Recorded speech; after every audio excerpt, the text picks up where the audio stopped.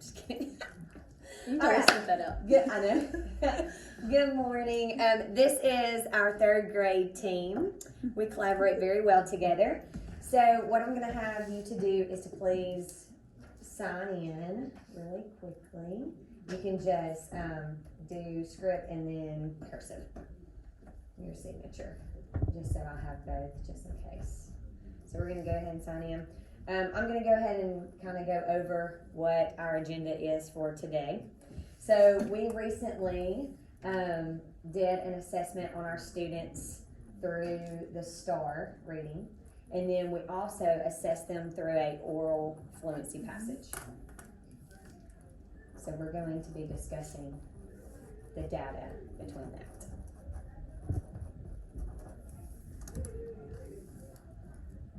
Awesome. Thank y'all so much.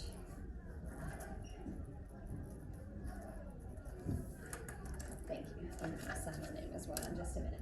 Okay, so we assess them on the STAR data, and then we also assess them on the oral reading fluency. The data show that in kindergarten through third grade, which I know we're third grade, so we're really going to focus on our level, but from kindergarten through third grade, we had the same to almost the same results between the two. For fourth and fifth grade, completely off. They were incompatible. They weren't even similar to each other. They did not even reflect the same, scores, the same growth. Yes, it was completely off. So we decided that fourth and fifth grade, they're calling words, they're not understanding them. And they're not understanding the fluency, so we need to kind of find a way or an idea or a strategy that we can use to fill in that gap. Because they're with us in third grade, their fluency's great, their STAR score's great, they go to fourth, they know nothing. I think a lot of it has to do with like the Greek words, they do not know that. A lot of it has to do with suffixes, prefixes, coding, like different things like that, decoding, they just don't know it. Sadly, a lot of us teachers, we were not trained on that, so we are having a hard time to relating that back to our students, kindergarten through third, for them by the fourth grade to understand it. Some of the strategies that I think we need to focus on, and this summer I would like for us to get together, meet at least once a day, and create a fluency folder for every child. And we will do like send a fluency passage home. We base our reading curriculum every 2 weeks. They do a unit every 2 weeks. So let's give them a fluency passage, and for 2 weeks they focus on that one fluency passage. So it's not like they're just reading it a day and then they're going to the next page and then they're going to the next page. Like they focus on that one passage for at least 2 weeks and breaking it down. I have recently purchased a fluency passage just for third grade, and it is so neat. It's where they have to like color code and find vocab and different things like that, highlight. So what do y'all think?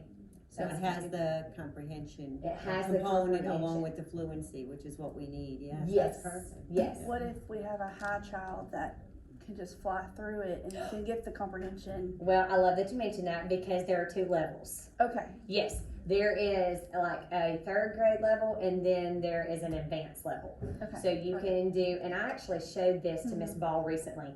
The advanced level, it's pretty advanced. Like, I mean, I think at the beginning of third grade in August, we need to focus on the main, the leveled, or even the Does it also have a way that we could get like a second grade where it has both? an so approaching. we can, Yes. yes, so we can have that gap bridge at the beginning of the school year, whether you use that in small group or whole class, you can decide based on the needs of your students. So that I think We do. We have the approaching level, the regular, and then the okay, advanced. good. So we can do either or. That's Now, perfect. I will say, if we use approaching level, and this goes for fluency passages or for our cold reads, we need to stop that by October. Oh yes, I Yeah. agree. Because I one agree. thing that we, and I have been horrible at that, is I continue with the approaching because my students are low this year, so then I just down it down to their level rather than challenging them.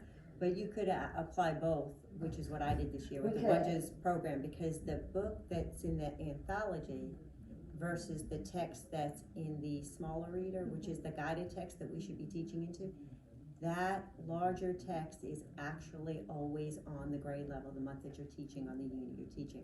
So if we use that for them only to get familiar with, and we, as far as fluency, and bridging the gap to connecting it to the two, but it's more of an independent, you're not teaching into the test, you're teaching into the strategy, then you actually have that grade level text always being assessed, no matter where your individual student is at. Yes. So perfect. they need to know you're connecting it, but that is the separation of the, you're not teaching into that text, you're having them apply what you've taught Their them. strategies. Exactly. So we can use that, we don't have to come up with a whole nother one, Yes. if you don't wanna do that.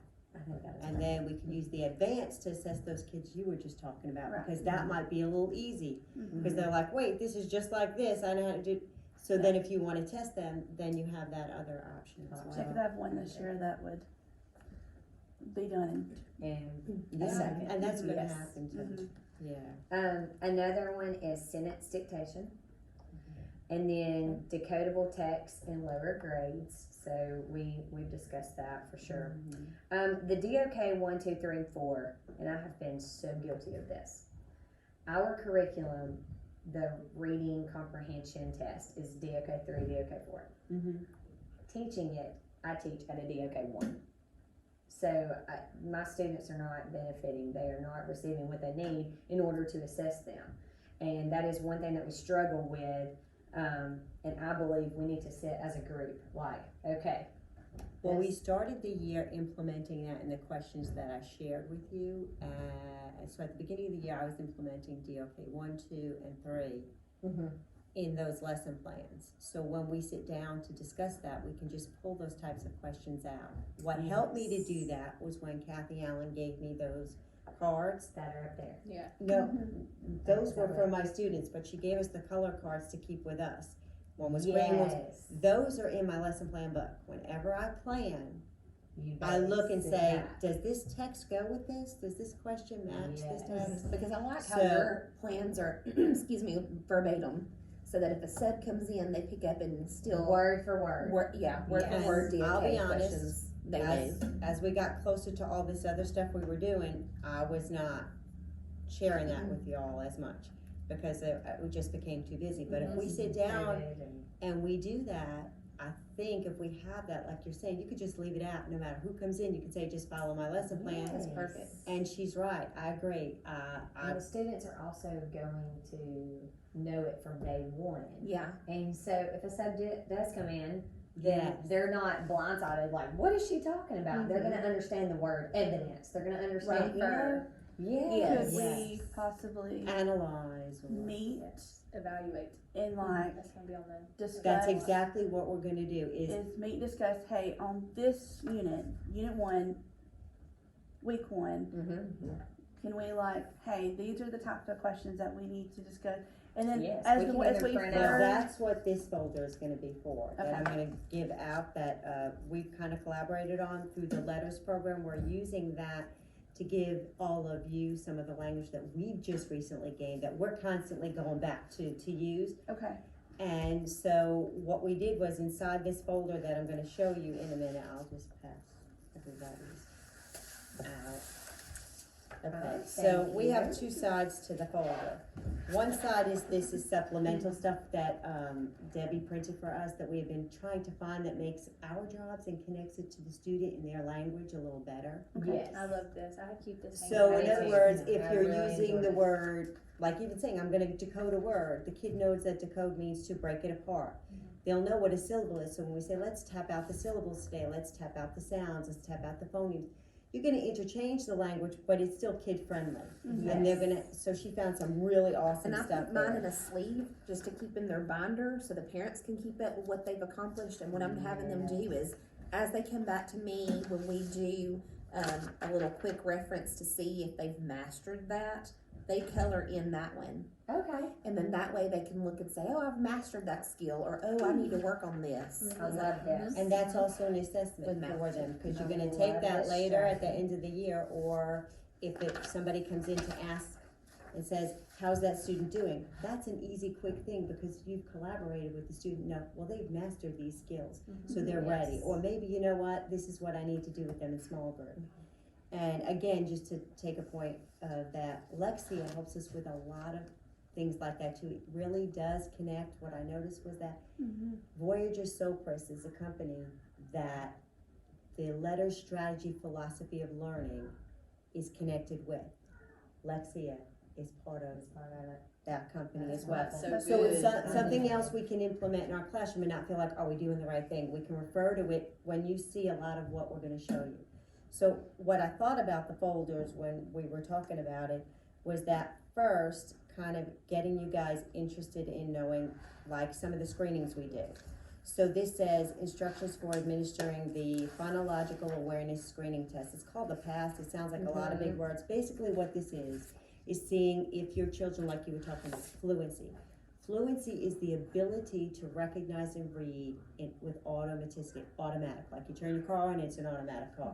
Their brain just turns on. They're not tapping out every sound. That's fluency. And with fluency comes comprehension of the root word, like you were talking about before.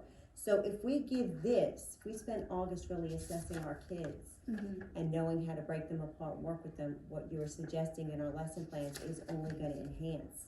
Everything's gonna kind of go together. So the first one was the fluency, and I didn't staple it because it gives you directions, it gives you a model, and we're gonna model like we were modeled in the program, like one will be the kid, one will be the, over the summer. Just because I feel like it helps. It Yes. makes me, It does. you know, to But be able to There's no official. I love this. We Yes. definitely need to screen them at the very beginning. And then the because next we need to one- go based on data. Yes, and the next one says phonics and word reading survey administered. This is another type of thing that breaks it apart.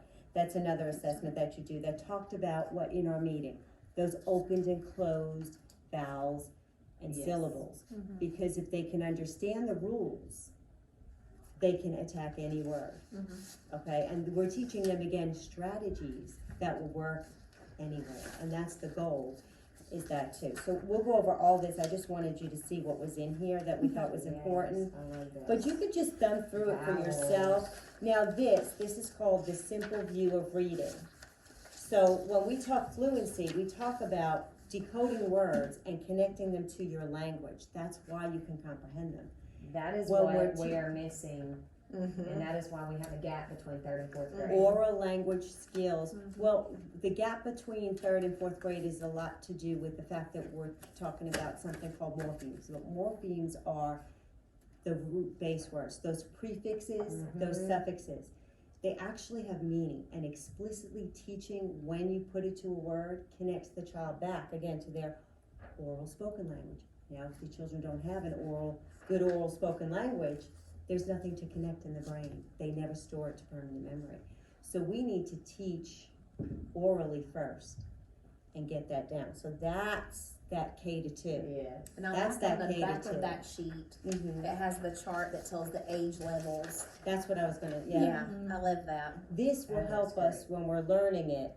When we're doing it with our kids, you can say right off the bat, look and refer to this and go, oh, okay, so even though my child is 8 or 9, they're right here. They are How do I missing. get them to there? And I liked this too, So- that we have the checklist, because I'm a whole brain like I need to know the outcome. Yes, exactly. So I like to have a checklist so I can make sure I'm implementing exactly what they need next. Yes. And this is I just put some simple things to give you a frame of reference when we're talking and make it real simple. It's a little dark, but when we're talking about phonological, we're talking about phonics.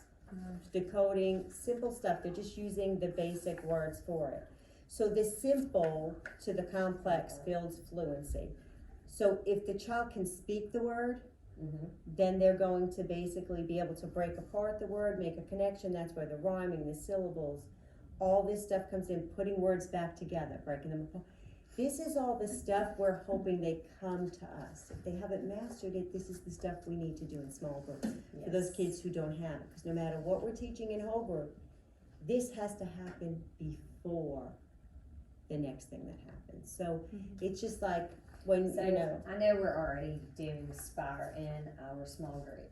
Right. Do you think that we need to create a new plan for like maybe a second small group and pull for things that they are missing on the chronological. I think whatever you do in your small group, you can look through Just your add Spire them as in, the add it. tool. Spire Okay. is the tool that drives the instruction. Letters assessments are what you would consider like the philosophy of teaching. What strategies are you going to teach? Once you know what strategies they're lacking from doing these assessments, you can say, where am I gonna start in that Spire? Mhm. You can even give the Spire 2 and see where the gaps misconnect, because Spire starts and misses the whole part. It skips a part of the syllables and the rhyme and the onsets.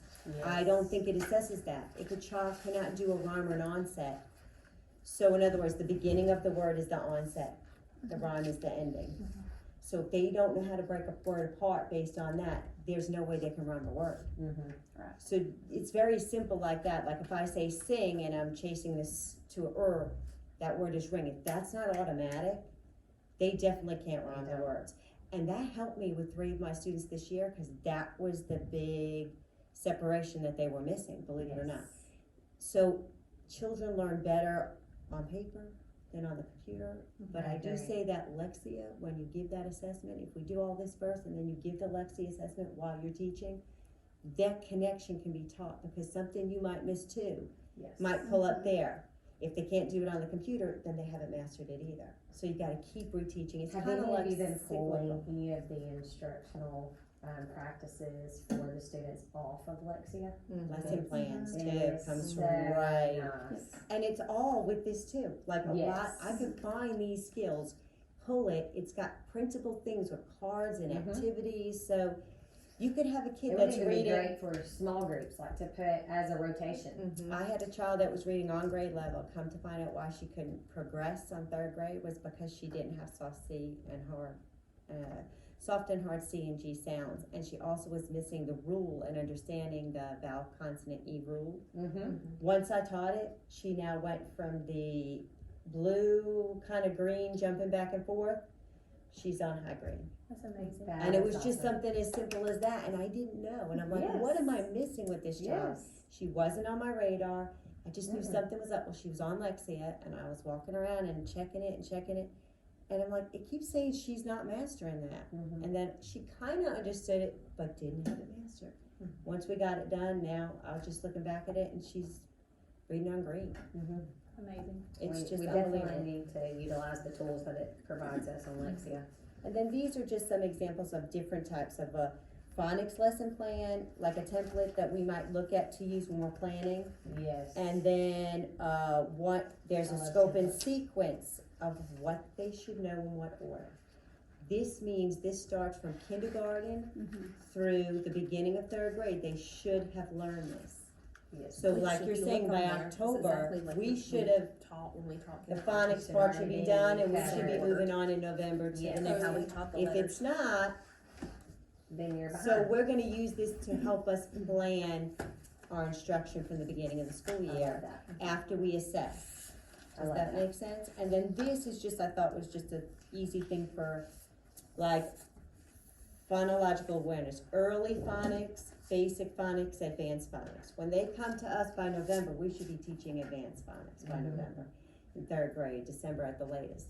And that's the gap that the 4th grade is missing, because they're trying to jump in and teach those root words with the prefix and the ending that are more advanced, and teach them where they come from. But these kids are like, what do you mean that's not part of the word? I don't understand. That's a prefix? That's a something. Mm-hmm. What is that? Changes the meaning? So just quick to quickly. Something simple like that, but now they give them a big word and they have no clue how that works. Mhm. So if we have time to teach it, but we're all guilty of saying our kids weren't ready for it, which we have to teach in that order, but we have to realize that, like you were saying, there's all these different levels. How are we gonna meet that in our lesson plan? So this is just one of the ways to break it apart and see how to do that. I know So- this is a lot of information, so don't No, panic This because is gonna be our- let's take the summer, let's take every in-service that we can get, and we'll break it down page by Then- page, one thing at a time. just quickly, this is just, when you get to it, this is the part of the teaching that will be having to do with more 3rd grade. Using story frameworks different ones for different texts, genre by genre. So if we decide that for an expository text, a certain framework works for us to get it in their brain, you stick with that. That's their strategy for mapping out a text. And you know, I feel And like cover all of that. where we lost this was when we stopped doing, like when we were in school, we did book reports, and this was your framework that you did. Yes. Well, they And don't they do that stopped. anymore, and this You're is exactly where And I mean, there's where we started Truly, from. they, So the they stopped children, using this and paper. Yeah. They just, everything is on a computer And now. so this is more explained into it so that they kind of understand how to break it down. And I'm like, you know, why did we ever stop doing that? Because that's how we started when we were little to Really? break down with That doing might be book why our reports. writing's horrible too, Yeah. because they can't break it down in a book, so how can we expect them to break it down with writing? I Well- do believe we need a plan for writing also. Here's Yes, what they we need to say think is- about that. it should be done within Within text. Everything should be done within the text. So explicit, which means direct instruction, saying, I'm teaching you this. This is what we're gonna do today. I'm gonna write out, use all the big words, and then say, this is what it means. This is what we're gonna do. Ready? Let's do it. I'm gonna teach it to you. We're gonna do it together. That's the we do.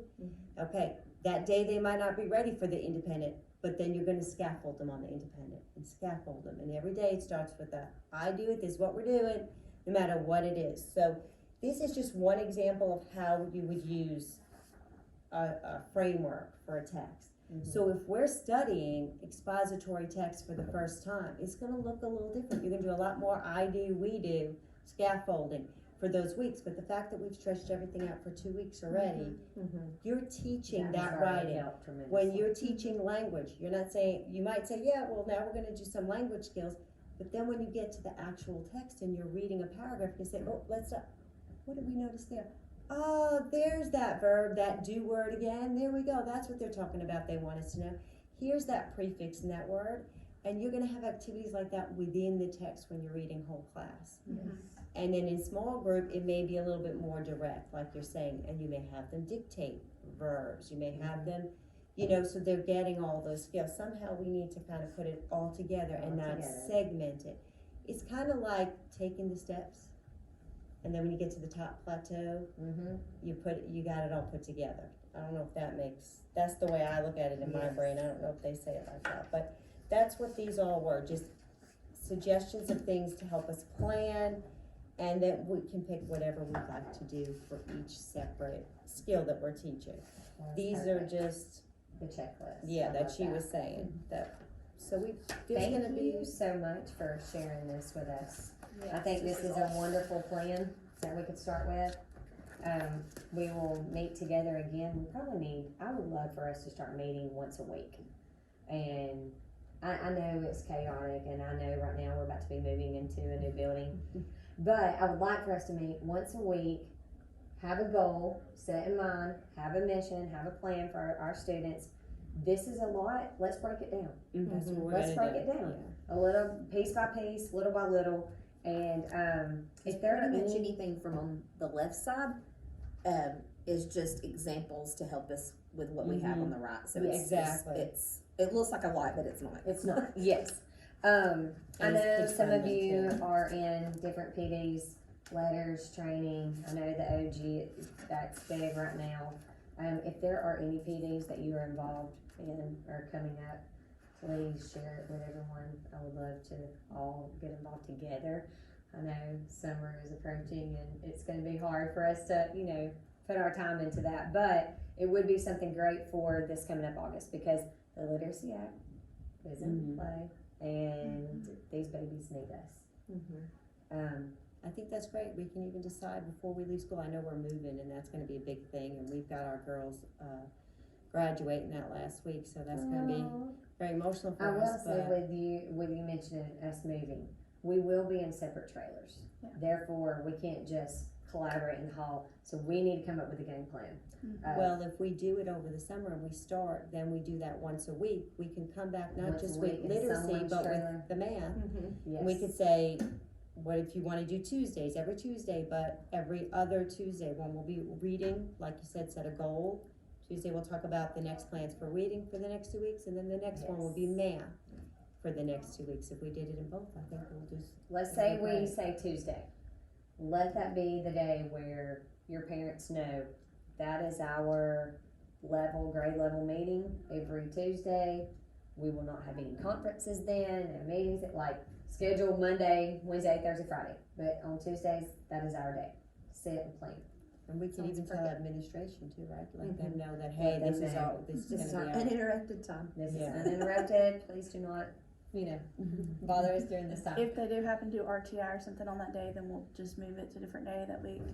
Yeah, let's plan for like a But they backup usually do day just in Thursdays, don't case.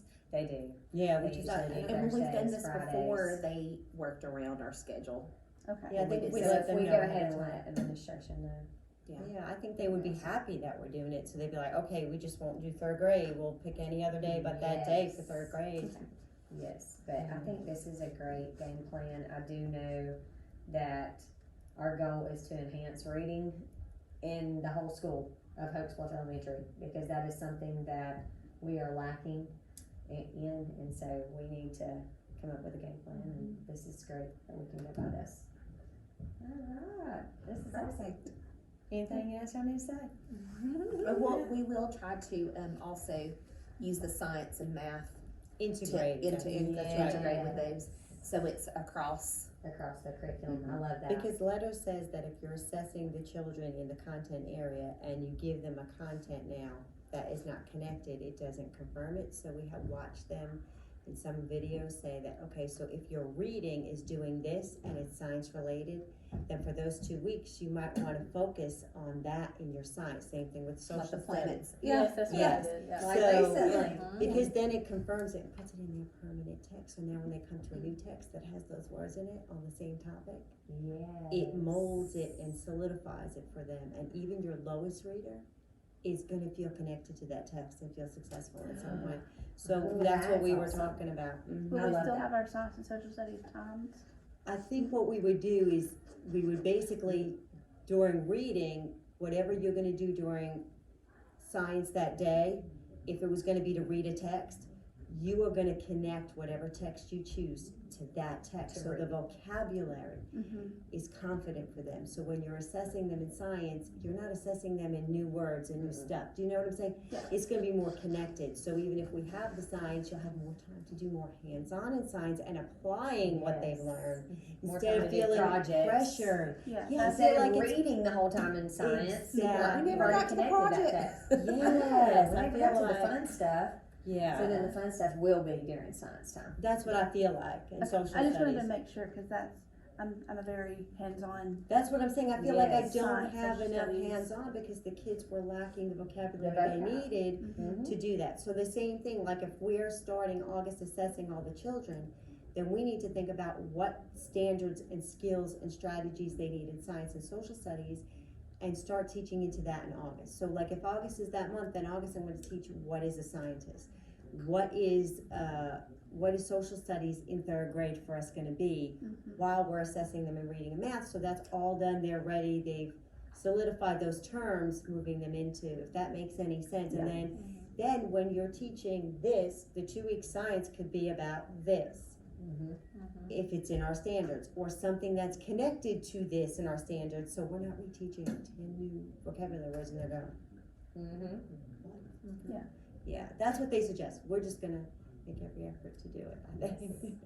And if it say, like, some of our stories are out there and they have Mhm. nothing to do with science or social study, we could possibly pull something from that genre of what we're We doing could, in science. And use that as our Social text, Mhm. absolutely, Absolutely. absolutely, that's what And we gives could us. form our own assessment Absolutely, or Sounds your good. assessment could be a combination of both, of both. and just put it all together and then use it for both. If part of the assessment is reading, then that's the reading, part of the assessment is hands-on, then that's the assessment, like, they'll be Yes. ready then for 4th grade labs, you know? We do have a lot of, story facts, so, Yeah, and they're good facts, and they're worded in a way that people speak as opposed to that dry, and sometimes we find that, I find that in the science, that it's, and we were talking about, it's like, the kids are not interested, they don't, it's not engaging them, and we want that engagement. Speaking of assessment, we assess on paper. When they get in 4th grade, they assess on Google Classroom. Do you think that's an issue for us not to have? I coming from second grade, they read the test to them still. So I think maybe at the half of the year, do it on paper to get them used to doing it on individually, Mhm. and then after Christmas, then kind of gradually move into that. Going into- transition, I Mhm. agree. But I do think that they're gonna find, as we know that we have some of our teachers that are, staff positions, that are teachers that are coming in and pulling into classrooms, they're gonna find that they're gonna have to do some of their assessments too on paper, because Mhm. it is a scientific fact that what a child can do in a regular book is much higher than what they can do on a On a computer. computer, I agree. It's a scientific fact, and that does not stop until they're in Well, seventh see, grade. I think that is one So- thing that we need to meet grade level to grade level. Yes, You know, and we we need need to to bring discuss, that like, up. hey, I was about to assessments. say that. Mhm. They can't just We're assessing automatically- differently than y'all, and it's and you would think like, oh, that's not a big deal, computer, paper, but it's It is, huge to some yeah. kids. Well, see, and like, I know all of us do this, but like in second, I know they don't really teach them to circle and stuff. Mm-hmm. I mean, that's all I do in the beginning, and I know that's all that you guys do. Circle Strategy. those keywords. What are your keywords? Highlight, underline, Yes. circle. So they need that on paper more than they do on computer, because how can they look for it on computers Correct. if they can't even do it on the paper? On the The paper. brain does not, even us as adults, we only function what we read. The reason that we can read at a high level on a computer or on our cell phones and comprehend at a high level is we have mastery of those words. If I were to give you something from the New York Times journal of facts, whether it was about history or something, Mhm. and asked you for the first time, introduced you to 8 new words in that text, you would not comprehend it on a computer. Because your brain is not, it's got too much going on for you to Mhm. break apart that text.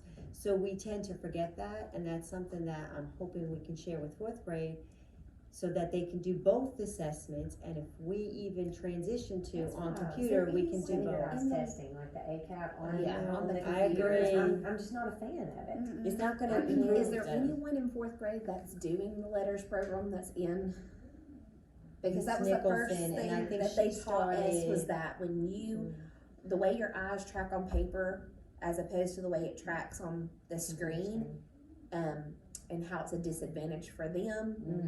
Mhm. So I wondered if, because Now I know you're you adding- until we always, I always thought that, but until, Yeah. you know, I'm not a scientist, I don't have proof. Yeah. Yeah. But, Now there's proof. yeah, now there's proof. So that would We be, need to, we definitely need to meet with fourth grade and second grade, and we need to. I think Miss Nicholson was saying that she had signed up for some of the classes, and I noticed that when she was starting to do the Lexia, she was assessing them more on paper and printing it out when I had. Okay. This was a few months ago when I just went in there to ask her some help for some tech stuff, and she said, "Oh yeah, I'm doing Lexia," but she was printing it out for certain children, because now you have to add in if a student is dyslexic, if a student is ADD, ADHD, Mhm. if the student has any other challenging issues, like you were just saying, now you're taking away their tools. Mm-hmm. So if you assess on both, you get a fuller sense, I feel, Yeah. and you know how. I to liked make how we were it. doing the cold reads online, because they're kind of getting them ready for the ACAP, but at the same time, we were doing the other one on paper. Mhm. So it wasn't taken away from either one. So maybe we could still do something like that, have a little bit of, From December on, yes, Yeah. I think that's great. I think, and then you can see too which children have mastered it, because if they're at the same level on the computer as they are on the paper, then you know that's not the students that you have to give them other tools that they're using on the paper and how to do that on the computer to Right. focus their eyes, because that's the only thing we can do, like you just said. What else can we teach them? Because the I do computer know is- Miss McCarter, who's over intervention, she is in the letters program right now. She just recently started it. So surely Well, yes, she has taken that in to effect, and hopefully in our Yeah. next data meeting, she will tell every grade level, Yeah. hey, this is what we need to be focused well, on. we were talking with her, because we're finished, she's finished her first year, we're finishing our second year, and that's what I was saying to her, we need to go through our books. There's actually, just like in here where it says scope and sequence, for just phonics, Mhm. there's actually grade levels for each thing, whether it's the phonemic awareness, and the comprehension and the language and the oral language. So there's actually a list of things that maybe she can then transfer it into, hey, this grade, these kids need to focus on these strategies and these skills that will assist them with their level of reading, and teaching them to that will make it easier for every Easier. grade to bridge the gap, because we're Yeah. all looking to bridge the gap. I know. Yeah. And no one can blame No, that's what I'm anyone saying. else. We're all- Yeah, it's It's just across the overwhelming. board. When It you know is. better, you do better. Exactly, yeah. And it can become very overwhelming to the point where you feel like giving up. And so that's why I think it's a great idea to let's break it down. And do it together like we always have. Yes. Yeah. Just to get a little bit better at it. Mhm. Together, know. help each other.